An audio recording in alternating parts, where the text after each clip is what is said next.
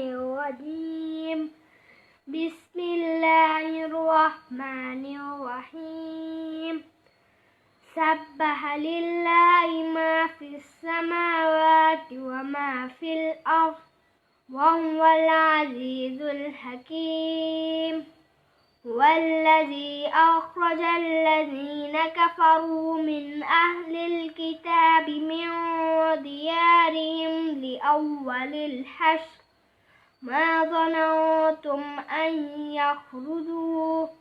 وظنوا أنهم مانعتهم حصونهم من الله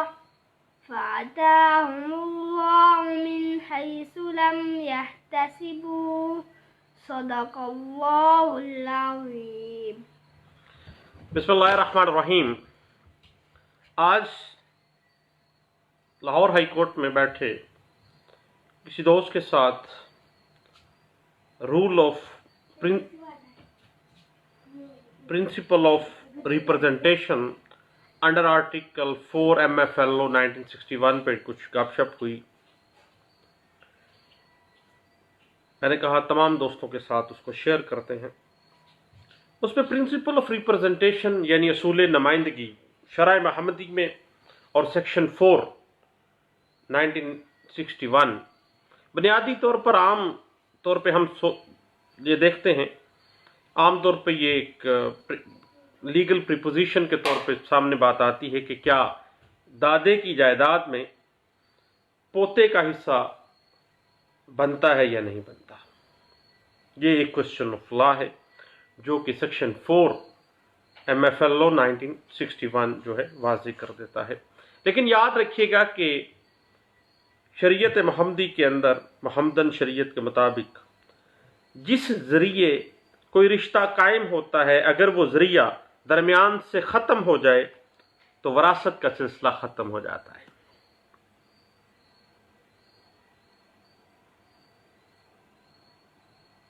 یعنی کسی بھی سکسیسر کا متوقع حق وراثت کے ذریعے اس کا جو وارث ہے اس کو منتقل نہیں ہو سکتا اور نہ ہی بطور ہبہ اس کو بذریعہ وصیت منتقل کیا جا سکتا ہے۔ یعنی جس وساطت سے وہ رشتہ بنا ہے اگر وہ ذریعہ ختم ہو جائے، جس ذریعے سے وہ رشتہ قائم ہوا ہے اگر وہ رشتہ ہی ختم ہو جائے، اگر درمیان میں سے وہ ذریعہ ہی ختم ہو جائے، والد فوت ہو جائے تو پوتے کا حصہ شریعت محمدی کے تحت نہیں بنتا۔ لیکن محمدن لا کے ساتھ ساتھ جو مسلم فیملی لا آرڈیننس 1961 ہے اس کی سیکشن 4 کے مطابق اگر وراثت شروع ہونے سے پہلے مورث کے کسی لڑکے یا لڑکی کی موت واقع ہو جائے تو ایسے لڑکے یا لڑکی کے جو بچے اگر وہ زندہ ہیں تو انہیں اتنا ہی حصہ ملے گا جتنا کہ اگر وہ لڑکا اور لڑکی زندہ ہونے کی صورت میں ان تک پہنچتا۔ یعنی دادا یا نانا کی پراپرٹی میں سے اسی طرح ہی اکارڈنگ ٹو سیکشن 4 ان کو حصہ ملے گا جس طرح ان کے والدین اگر نہ فوت ہوتے تو ان کے والدین کو ملتا اور بعد میں ان تک آتا۔ مثلا زید کے 2 بیٹے بکر اور عمر ہیں۔ بکر زید کی زندگی میں ایک بیٹا یعنی زید کا پوتا چھوڑ کر مر جاتا ہے۔ اب زید کے انتقال کے بعد اس کی جائیداد شریعت اسلامیہ کے مطابق دوسرا بیٹا عمر جو ہے وہ لے جائے گا، پوتے تک نہیں جائے گی، کیونکہ بکر کا بیٹا بکر فوت ہو گیا، اس کا بیٹا جو ہے یعنی زید کا پوتا اس کی وراثت کا حصے دار نہیں ہوگا۔ شریعت محمدی میں اس طرح ہے۔ لیکن مسلم فیملی لا آرڈیننس 1961 کی سیکشن 4 کی روح سے زید کا یتیم پوتا اتنی ہی جائیداد کا وارث ٹھہرے گا جتنی جائیداد کا مالک اس کا والد بکر ٹھہرتا تھا۔ اگر اس کا والد بکر زندہ ہوتا یعنی زید کی جائیداد اس کے بیٹے عمر اور اس کے پوتے یعنی اس جو فوت ہو گیا ہے بکر اس کے بیٹے کو اسی طرح ہی ملے گی جس طرح بکر فوت نہیں ہوا ہے، اور اگر بکر فوت نہ ہوا ہوتا تو اپنے والد کی پراپرٹی میں حصے دار ہوتا۔ یہ سیکشن 4 جو ہے ایم ایف ایل او 1961 جو ہے یہ واضح کرتی ہے۔ اب ایسی صورت میں بھی پوتا اپنے والد کا اتنا حصہ پانے کا استحقاق رکھتا ہے جتنا کہ والد کے زندہ ہونے کی صورت میں اس کو انہیریٹنس ملنی تھی۔ اگر پاکستانی لا میں according to section 4 M F L O 1961 آپ اس کی انٹرپریٹیشن دیکھنا چاہتے ہیں تو P L J 2005 Lahore high court page 454 میں اس بات کو انٹرپریٹ کیا گیا تھا۔ بعض مختلف کیسز میں ہم نے دیکھا کہ مختلف ڈسٹرکٹ ججز نے اس کو قرار دیا سیکشن 4 کو کہ یہ اسلامی شریعت محمدی کے خلاف بات جاتی ہے، تو اس بنا پر فیصلہ اس کے اگینسٹ دیا، اور یہ بات 1993 میں باقاعدہ طور پر سیٹلڈ کر دی گئی تھی کہ کوئی بھی ڈسٹرکٹ جج جو ہے وہ section 4 M F L O 1961 کو یعنی کسی دادے کی یا نانے کی جائیداد میں سے یا نانی کی جائیداد میں سے گرینڈ پیرنٹس کی جائیداد میں سے گرینڈ جو سبلنگز ہیں جو بچے ہیں ان کے حصے کو غیر اسلامی یا غیر شرعی یا باطل قرار نہیں دے سکتا۔ اس کی interpretation 1993 C L C page 545 کے اندر ہمیں ملتی ہے۔ اس کے بعد ہم مختلف سکولز آف تھاٹ کا جائزہ لے لیتے ہیں۔ یاد رکھیے گا کہ شیعہ سکول آف تھاٹ میں بھی جو پرنسپل آف ریپرزنٹیشن ہے اس کو تسلیم کیا گیا ہے، اور شیعہ سکول آف تھاٹ میں بھی چچا کی موجودگی میں یتیم بھتیجا اسی طرح ہی دادا کی یا نانا کی جائیداد میں سے پراپرٹی حاصل کرنے کا مستحق ہے، اہل ہے، جس طرح سے وہ اس کا والد جو ہے یا والدہ جو ہے وہ اگر فوت نہ ہوئی ہوتی تو ان کو جو حصہ ملنا تھا۔ اسی طرح اگر ایک مسلمان کے سارے بیٹے اس کی زندگی میں اپنی اپنی اولادیں چھوڑ کر مر جائیں تو اس مسلمان کی جائیدادیں اس کے اب بیٹے تو رہے کوئی نہیں، بیٹیاں رہیں کوئی نہیں، یعنی جو ذریعہ تھا وراثت ان کے پاس آنی تھی اس کے بیٹے بیٹیاں فوت ہو گئے، صرف پوتے پوتیاں رہ گئے، تو بھائی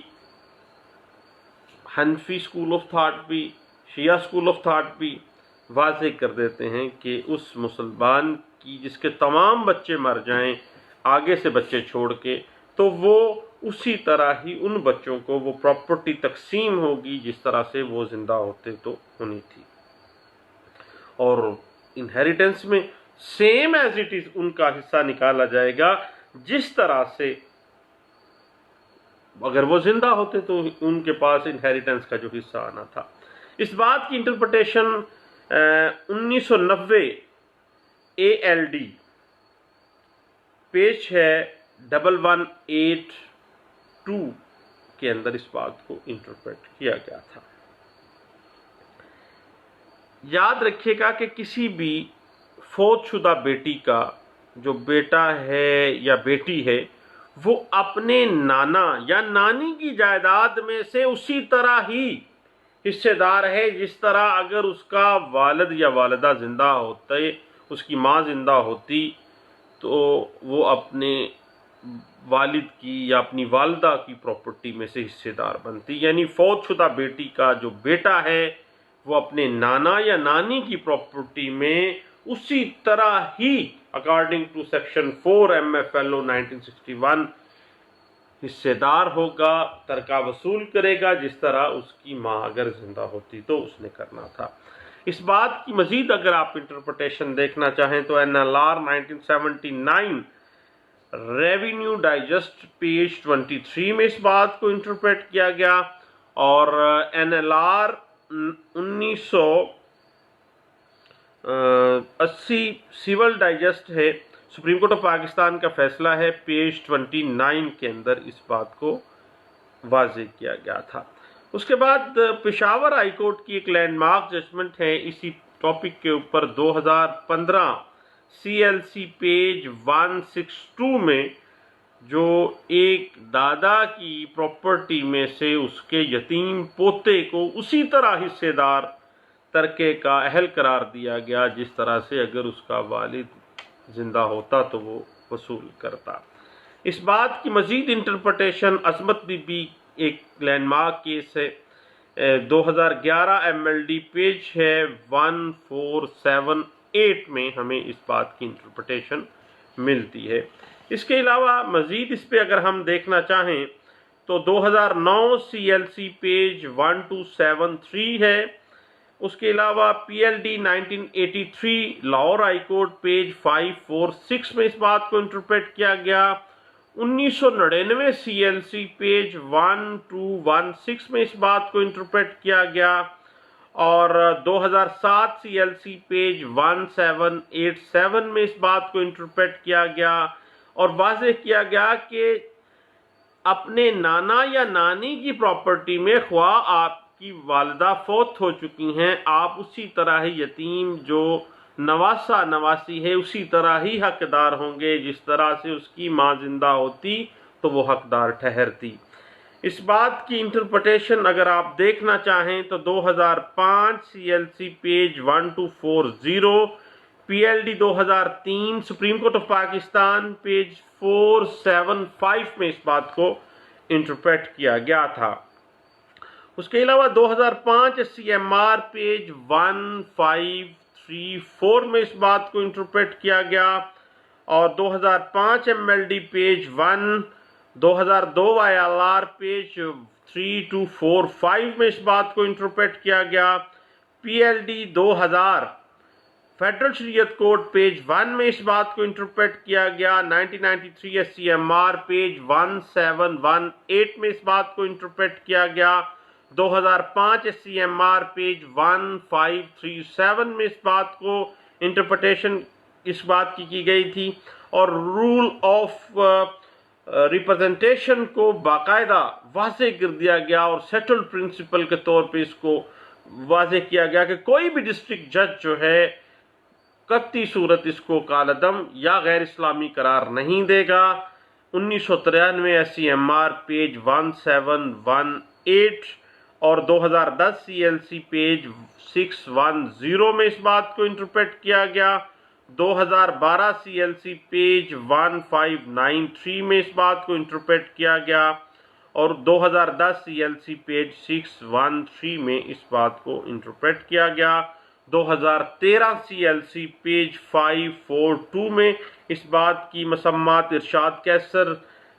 एक बड़ी लैंडमार्क जजमेंट है और उसके अलावा फेडरल शरीयत कोर्ट PLD 2000 फेडरल शरीयत कोर्ट पेज 1 में इस बात को इंटरप्रेट किया गया और 2013 सुप्रीम कोर्ट ऑफ पाकिस्तान का फैसला है SCMR पेज 225 में इस बात को इंटरप्रेट किया गया। 2014 YLR पेज 301 में इस बात को इंटरप्रेट किया गया। शुजात अली खान जो है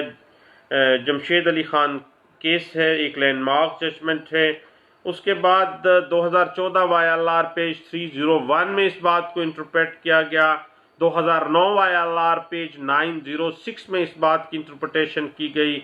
और मोहम्मद मुराद केस 2006 MLD पेज 286 और 2006 MLD पेज 286 जो है लाहौर हाई कोर्ट की एक लैंडमार्क जजमेंट है जिसमें इस बात को वाज़ेह किया गया था। उसके बाद बड़ी एक लैंडमार्क सी जजमेंट पास की गई थी इस बात की एप्लीकेबिलिटी जो है नॉन मुस्लिम्स के हवाले से कि अहमदीस जो हैं चूँकि वो नॉन मुस्लिम्स हैं, वो नॉन मुस्लिम डिक्लेयर किए गए MFLO के अंदर वो नहीं आते हैं और इस वजह से सेक्शन 4 जो है प्रिंसिपल ऑफ रिप्रेजेंटेशन जो है वो कतई सूरत अहमदीस के ऊपर अप्लाई नहीं होता है। इस बात की इंटरप्रिटेशन 2004 SLR پیج 717B میں کی گئی تھی اور 2005 YLR پیج 29 میں کی گئی، اور اس کے علاوہ مختلف کرسچینٹی یا ہندوازم کے حوالے سے اس بات کو سیٹل کر دیا گیا کہ بھئی قطعی صورت چونکہ کوئی بھی ایسا فرقہ جن کو نان مسلم جیسے احمدی ہیں ان کو ڈکلیئر کر دیا گیا ہے، وہ سیکشن 4 میں فال نہیں کرتا ہے، اپلائی نہیں ہوتا ہے۔ اس بات کی مزید انٹرپریٹیشن 2005 YLR پیج 29A میں آپ کو ملے گی، اور 1992 SCMR پیج 82 میں اس بات کو بڑے اچھے انداز سے انٹرپریٹ کیا گیا۔ اس کے علاوہ 1990 PLD supreme court of Pakistan page 1051 کے اندر اس بات کو انٹرپریٹ کیا گیا تھا، اور اس کے علاوہ آپ 2005 SCMR پیج 1595 میں اس بات کو بڑے اچھے انداز سے انٹرپریٹ کیا گیا تھا، اور اس کے علاوہ PLD 2010 supreme court of Pakistan page 949 میں اس بات کو انٹرپریٹ کیا گیا۔ 2000 CLC پیج 795 میں اس بات کو انٹرپریٹ کیا گیا۔ اب بات اس طرح سے ہے کہ شریعت محمدی میں جس ذریعے سے رشتہ قائم ہوتا ہے، اگر وہ ذریعہ درمیان سے ختم ہو جائے تو وراثت کا سلسلہ ختم ہو جاتا ہے، اور کسی بھی ولی عہد کا جو متوقع جو حق وراثت ہے وہ اس کے وارث کو منتقل نہیں ہوگا، کیونکہ وہ فوت ہونے کی صورت میں یتیم پوتے کو یا یتیم جو نواسہ ہے اس کو قطعی صورت حصہ نہیں ملے گا شریعت محمدی کے تحت، اور نہ ہی بطور ہبہ اس کو بذریعہ وصیت منتقل کیا جا سکتا ہے، کیونکہ اس سے جو دوسرا وارث ہے جو حقیقی وارث ڈکلیئر کیا گیا ہے وہ محروم ہو جائے گا۔ اور شیعہ جو اسکول آف تھاٹ ہے اس میں بھی اس چیز کو واضح کیا گیا، حنفی بھی اسی بات کو مانتے ہیں، اور لیکن MFLO سیکشن 4 جو ہے یہ کہتی ہے کہ کسی بھی پوتا یا نواسہ جو ہے وہ اسی طرح ہی پراپرٹی کو انہیرنٹ کرے گا جس طرح سے اگر اس کا والد یا اس کی والدہ زندہ ہوتے تو وہ اپنے گرینڈ پیرنٹس کی پراپرٹی کو وصول کر کے اس تک پہنچتی۔ تو چند باتیں تھیں پرنسپل آف ریپرزنٹیشن، اور دادے کی یا نانے کی جائیداد میں سے اس کے یتیم پوتے یا ان کے نواسے کا جو بھی حصہ بنتا ہے کہ وراثت میں سے دعاؤں میں یاد رکھیے گا۔ انشاءاللہ اس پہ مزید گپ شپ ہماری جاری رہے گی۔ تھینک یو، اللہ حافظ۔